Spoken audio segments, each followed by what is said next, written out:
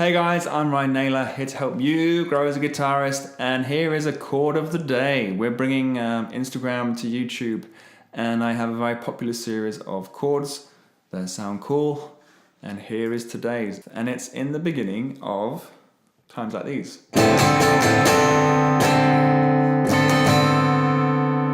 It's that chord that you could call the times like these chord, because I've not seen it anywhere else, but it's characteristically that song.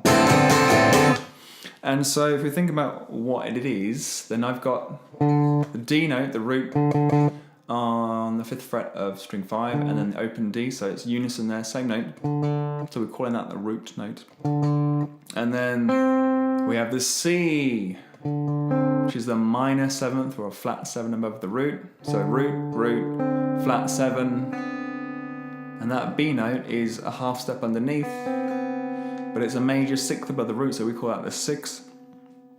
And then the A up on top, that's the 5th of the chord, so it's root, root, flat 7, 6, 5. So there's no third of the chord, but in the context of the song, we know it to be in D mixolydian if you watch the previous video, and so we're going to treat this as more of a dominant chord with the implied major third. So it is a D7-6. D dominant 7 with the added 6.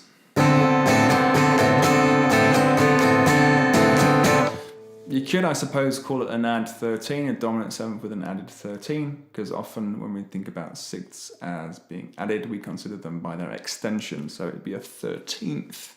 Either way it's going to work, but that is your chord of the day. So in context, it sounds like this.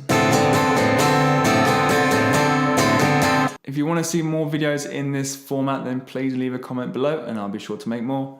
You guys take care. I'll see you soon. Bye.